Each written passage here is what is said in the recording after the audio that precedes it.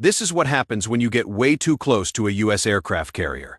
No flag, no AI signal, no response on the radio, just a rusty fishing boat drifting towards yalding tons of American steel, like it had nothing to lose. At first, nobody panicked. Small boats show up all the time in busy waters, especially near choke points like the Red Sea or the Strait of Hormuz. But this one felt off. It wasn't following any traffic pattern. It zigzagged, slowed down, drifted sideways, then picked up speed again from the bridge of the USS Gerald R. Ford. It looked less like a lost fishing boat and more like a test. So, what do you do when a small boat, possibly loaded with explosives or surveillance gear, ignores every warning? You don't wait to find out because this wasn't a drill, this wasn't a training op, this was live. And the next John Utes would show exactly how the US Navy reacts when something sketchy gets way too close to the most powerful ship on the ocean. And trust me, this fishing boat, they picked the worst possible target. Inside the USS Gerald R. Ford Combat Information Center, CI for short, the operator didn't raise his voice. He didn't have to. The screen already showed it. A small surface contact moving erratically, sits him mod out, and closing eyes. Automatic identification system was silent. No ship name, no origin. Nothing. That is not unusual. In international waters, plenty of fishing boats don't broadcast. But this one, it wasn't acting like a fishing boat. It wasn't trolling. It wasn't drifting. But it was heading straight for the Ford's port side. Slow but deliberate. Bridge, CIC contact, drifting left speed under 5 knots. Maneuvering erratically. The officer on the deck leaned toward the chart table. The course didn't make any sense. No response on VHF channel Shirdo either. The standard radio frequency for ship-to-jan ship calls. Flight deck. This is the bridge. Prep Seahawk for launch. Set Security Alert Condition 3. That phrase, Security Alert Condition 3, meant the ship was shifting into force protection mode. Not full combat alert, but definitely not peacetime posture. Below decks, sailors snapped to their stations. Weapons crews checked mounts. Visual watchstanders trained binoculars on the water. The command was clear. Watch it. Don't trust it. The call went out again. Calm but sharp. Seahawk launching. RHIB teams on standby. Because in less than Utes, they'd get a closer look. On the flight deck, nobody waited for confirmation. Yellow shirts moved like they'd rehearsed it 100 times 'cause they had. The Seahawks' rotors were already spinning, blades blurring the morning haze into a cyclone, crew chiefs locked in the door gunner. The pilot gave a single nod, clearance waved, and the helicopter lifted. Below in the hangar bay, RHIB teams were already loading up. These weren't rubber dingies. These were She-Me-Eater hides and speed intercept craft armed fast and crewed by sailors trained to board anything anywhere at a moment's notice. USS Ford wasn't going into full battle mode, not yet. But every layer of defense was peeling open slowly, deliberately, like a fist forming. On the bridge, the captain reviewed the incoming track again, speed slow course still creeping toward their port side. Intent unknown, that was the problem. Because in places like the Red Sea or the Gulf of Oman, this is how it starts. First, it is a boat. Then, it is an explosion. And if it isn't a bomb, it might be a scout or a camera, or just a dumb mistake. But until you know, you prepare for all of them. The Seahawk banked hard over the ocean, dropping to a low hover just 18 feet off the water. From the door gunner's view, the fishing boat looked even sketchier. 5 men on board, no uniforms, one standing near the bow, still holding that long object. Still no response to hails. The Seahawks pilot called it in. Negative contact, no acknowledgement. Boat remains on course. Back on deck, the RHIB teams waited for the green light. One word from the captain and they'd launch. But first, the Navy was going to give that little boat one last chance. Because if it didn't take it, things were about to move fast. The Seahawk edged lower, circling the fishing boat in a wide arc. From above, the water was calm. Too calm. The boat rocked slightly in the swell, but made no effort to change course or signal back.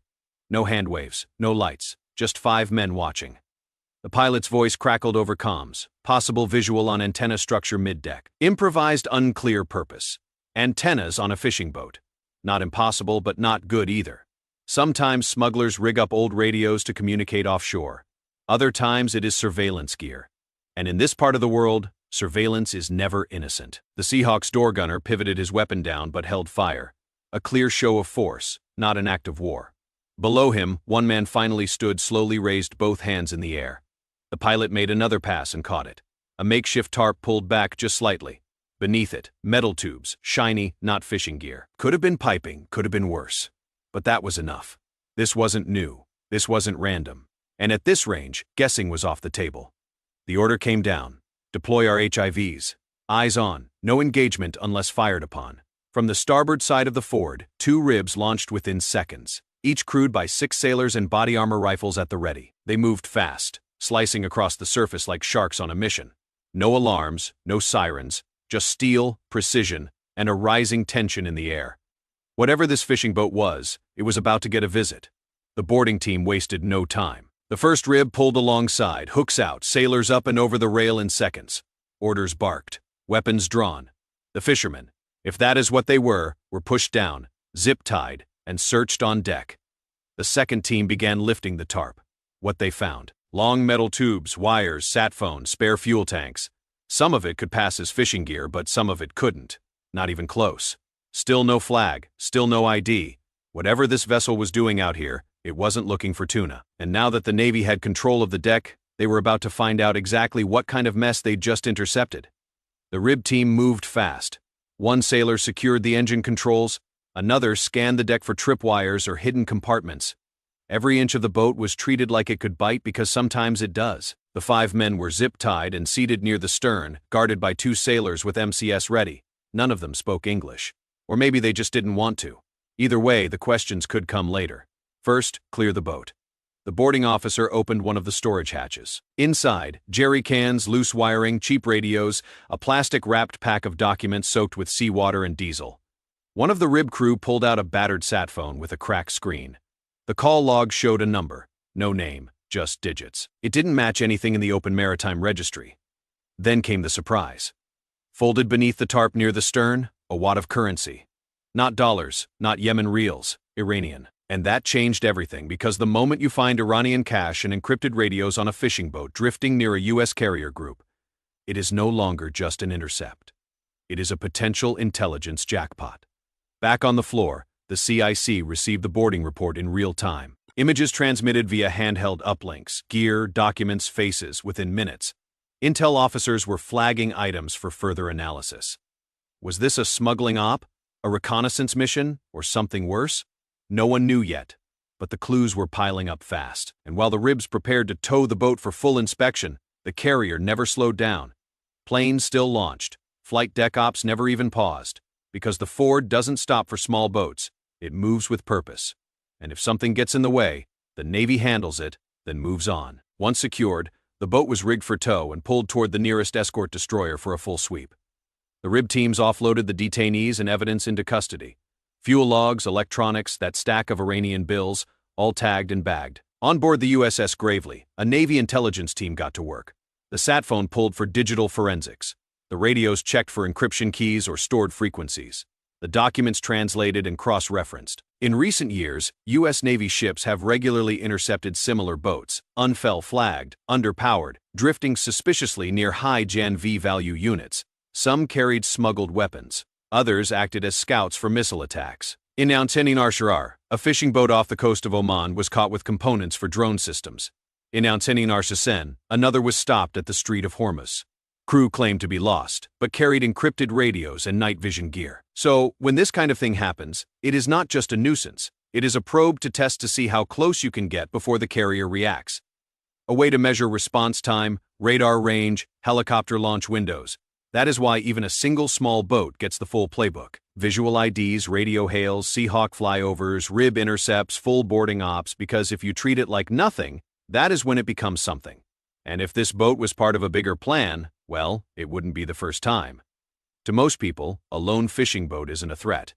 But to the U.S. Navy, it is a variable. Because when you're operating a ton aircraft carrier in contested waters, there is no such thing as a harmless unknown. That is why the USS Gerald R. Ford never sails alone. Every U.S. aircraft carrier operates as part of a carrier strike group, a mobile fortress made up of destroyers, cruisers, submarines, and supply ships. Together, they form a layered defense system designed to detect, deter, and destroy threats long before they get close. And it starts with sensors. From the AFD Hawkeye flying overhead, to the Spy Hoodoo AR arrays aboard Arleigh Burke-class destroyers, everything in the air and sea is constantly tracked, categorized, and evaluated. A skiff without an AIs that pings. A A course that doesn't match maritime patterns, that is logged. A radio going active in the wrong frequency band flagged. But it doesn't stop at detection. There is escalation. First comes the security alert condition 3. An internal state of readiness. Sailors shift to defensive posts. Communications go secure. The flight deck ramps up launch capabilities, and helicopters like the MH-LRAD Seahawk are launched with surface radar, thermal imaging, and a gunner trained to make decisions in seconds. And if the threat gets closer, the response shifts. RHIBs, or rigid hull inflatable boats, are deployed fast, nimble, and loaded with VBSS teams visit board search and scissor units trained for high Jan risk intercepts. These aren't just inspections, they're tactical takedowns on open water.